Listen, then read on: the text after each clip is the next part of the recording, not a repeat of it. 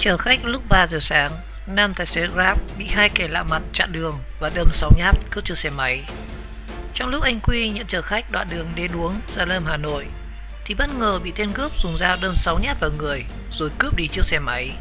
May mắn thì người dân phát hiện kịp thời đã đưa anh Quy vào viện cấp cứu.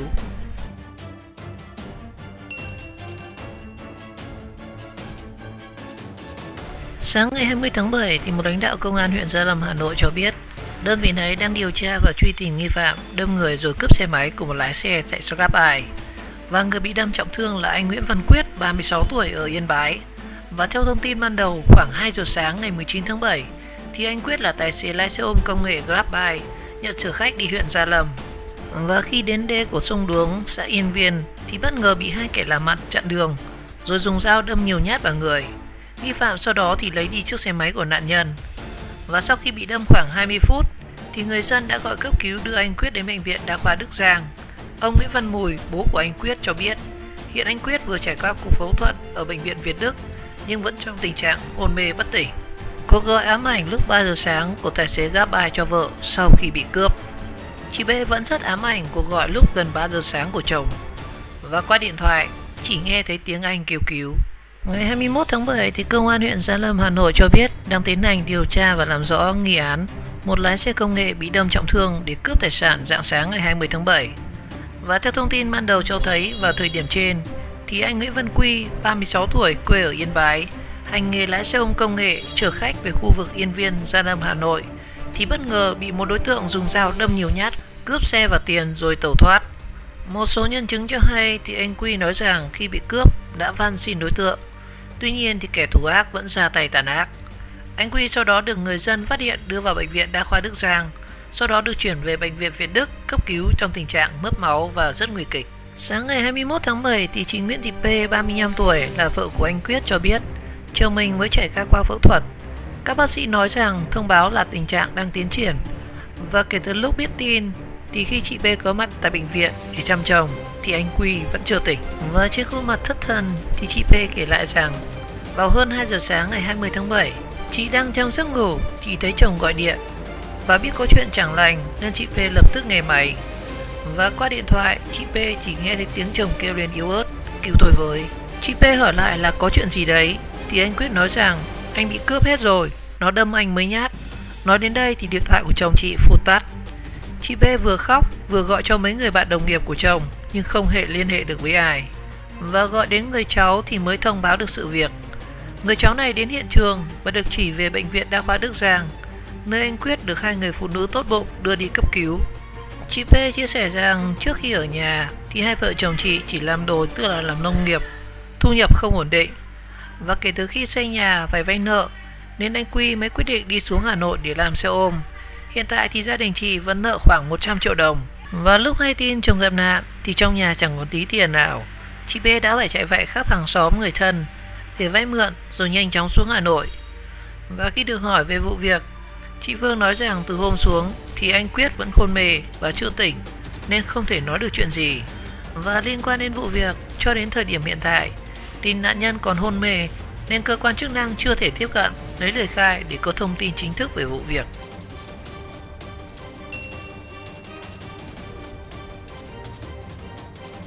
Người phụ nữ đưa tài xế Grab bị đâm trọng thương đi cấp cứu. Nói gì về thông tin lợi dụng người hoàn nạn để trục lợi. Người đưa tài xế Grab bị nhóm cướp đâm trọng thương rồi cướp đi chiếc xe máy trên đê sông Đuống đi cấp cứu đã lên tiếng về thông tin lợi dụng người hoàn nạn để trục lợi và kêu gọi ủng hộ để kiếm tiền. Ngày 21 tháng 7 thì Bệnh viện Hữu nghị Việt Đức Hà Nội thông tin bệnh nhân Nguyễn Văn Quyết, 36 tuổi ở huyện Văn Chấn, tỉnh Yên Bái, tài xế Grab bị cướp đâm 6 nhát đã qua cơn nguy kịch và đang dùng thuốc trợ tim liều cao. Và trước đó khoảng 3 giờ sáng ngày 20 tháng 7 thì bệnh nhân Nguyễn Văn Quyết được chuyển tới Bệnh viện Hữu nghị Việt Đức cấp cứu trong tình trạng bị đâm nhiều nhát dao ở lưng và ngực, hôn mê và thở qua nội khí quản, da niêm mạc nhợt, sốc mất máu và ngực hở. Người nhà nạn nhân cho biết rằng gia đình anh Quyết có hoàn cảnh kinh tế rất khó khăn. Vợ chồng anh Quyết có 2 người con, cháu lớn thì đang học lớp 9, một cháu nhỏ thì đang học lớp 8. Toàn bộ kinh tế của gia đình đều dựa vào anh Quyết chạy Grab kiếm thu nhập để trang trải cho cuộc sống. Vào rạng sáng ngày 20 tháng 7 thì anh Quyết nhận chở khách đến đoạn đê Cầu Đuống, Gia Lâm, Hà Nội thì bị hai tên cướp chặn đường, đâm 6 nhát vào người rồi cướp chiếc xe máy. Và ngay sau khi bị đâm thì anh Quyết chỉ kịp lấy điện thoại gọi về cho gia đình và bảo: mọi người ơi, cứu cháu với, cứu em với.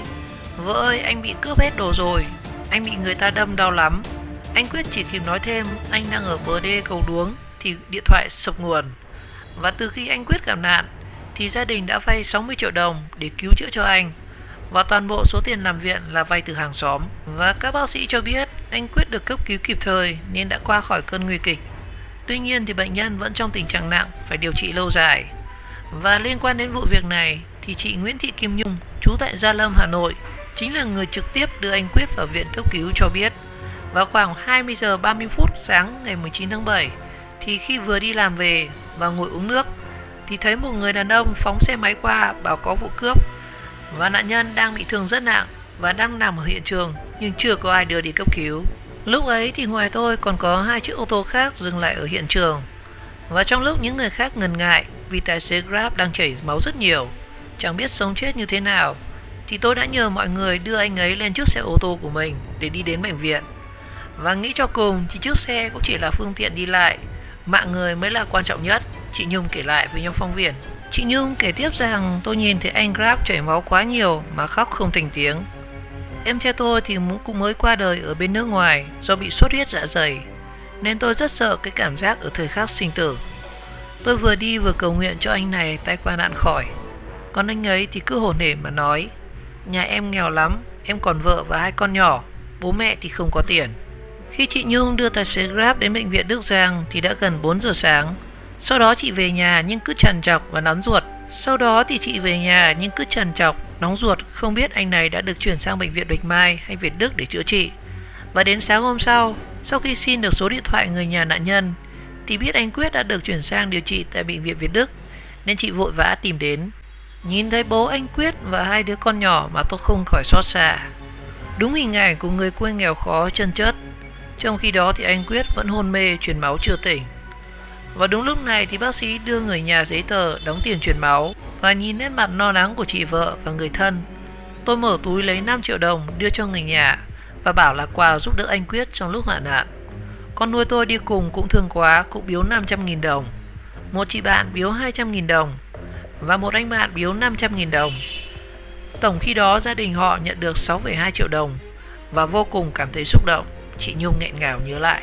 Và sau khi việc đưa tài xế Grab đến bệnh viện và ủng hộ tiền được chia sẻ trên mạng xã hội, cũng có rất nhiều rắc rối đã đến với chị Nhung. Không hiểu từ đâu mà người ta nói rằng tôi lợi dụng người hoạn nạn để trục lợi, kêu gọi ủng hộ để kiếm tiền. Thậm chí còn có người còn gọi điện nhắn tin cho tôi nói rằng tự dưng đưa người không quen biết đến bệnh viện, thế không sợ liên lụy hay làm phúc phải tội à? Hay là đưa người gặp nạn đi viện, thế có kiếm được gì hay không? Tôi thực sự rất buồn và bức xúc trước những thông tin tàn nhẫn và sai sự thật. Tôi khẳng định là chưa kêu gọi hay lấy của ai một xu một hào, hay là tiền biếu nhà anh ấy là tiền của tôi. Tôi dự định ngày 22 tháng 7 sẽ vào thăm và biếu thêm 10 triệu đồng vì nghe bảo chi phí chữa trị rất đắt tiền.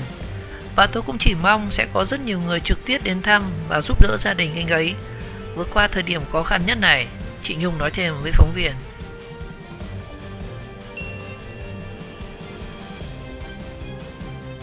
Gia cảnh khốn khó của tài xế Grabbuy bị nhóm cướp đâm trọng thương trên đê sông Đuống. Trong quá trình được đưa đi bệnh viện cấp cứu thì nam tài xế Grab nói với mọi người rằng: chắc em chết, em rất lo cho vợ và 2 con nhỏ. Liên quan đến vụ tài xế Grabbuy Nguyễn Văn Quyết 36 tuổi ở Yên Bái bị 2 đối tượng đâm nhiều nhát rồi cướp xe khi chở khách trong đêm ở đê sông Đuống ngày 20 tháng 7 thì công an huyện Gia Lâm, Hà Nội đang khẩn trương vào cuộc xác minh truy tìm 2 đối tượng gây án. Hiện tại thì anh Quyết vẫn đang điều trị tại bệnh viện Việt Đức, Hà Nội trong tình trạng hôn mê bất tỉnh. Và ngồi ở bên ngoài hành lang của bệnh viện thì chị Nguyễn Thị Phượng, 35 tuổi, vợ của anh Quyết kể lại: rạng sáng ngày 19 tháng 7 khi đang ở nhà thì chị nhận được một cuộc điện thoại của chồng, và khi vừa bắt máy thì chị Phượng chỉ nghe thấy tiếng mọi người hô cứu người. Và theo chị Phượng, trong lúc đó thì máy của chồng chị cũng đang gần hết pin. Chồng tôi có gọi điện và bảo rằng: vợ ơi, anh bị cướp hết rồi, chúng nó đâm anh nhiều nhát lắm, anh đau lắm, anh đang ở bờ đê của cầu sông Đuống. Chồng tôi có nói vậy rồi tắt máy. Tôi gọi lại nhưng khi đó máy của chồng tôi thì thuê bao. Và nghe xong điện thoại của chồng Khi đó ở nhà thì có ông bà với 2 đứa con là lên xe xuống Hà Nội hết. Chị Phượng bàng hoàng kể lại câu chuyện. Và theo lời của vợ nam tài xế Grab thì anh Quyết là lao động chính trong gia đình. Chị ở cùng bố mẹ chồng ở nhà nuôi 2 con nhỏ. Anh Quyết xuống Hà Nội chạy xe ôm hàng tháng gửi tiền về cho vợ con sinh hoạt hàng ngày. Mỗi tháng thì số tiền kiếm được anh giữ lại một ít, còn đâu thì gửi hết về cho tôi nuôi các con. Tôi ở nhà chỉ làm các công việc trên đồi và chăm sóc 2 cháu. Và xuống dưới Hà Nội kiếm tiền, chồng tôi một ngày chỉ dám ăn 2 bữa. Mọi chuyện giờ trông cậy vào chồng tôi khi tỉnh lại. Mọi chuyện bây giờ thì trông chờ vào chồng tôi tỉnh lại. Và từ hôm qua đến giờ thì tôi cứ thấp thỏm bên ngoài phòng bệnh, không dám đi đâu, chị Phượng chia sẻ. Và liên quan đến vụ việc thì chị Nhung trú tại Gia Lâm, Hà Nội, người đưa anh Quyết vào bệnh viện cho biết khoảng 2 giờ 30 sáng ngày 19 tháng 7, khi vừa đi làm về và ngồi uống nước thì thấy một người đàn ông phóng xe máy qua bảo có vụ cướp và nạn nhân bị thương rất nặng và đang nằm ở hiện trường nhưng chưa ai đưa đi cấp cứu. Sau đó chị Nhung liền đứng dậy điều khiển chiếc ô tô ra hiện trường đưa nạn nhân đi bệnh viện.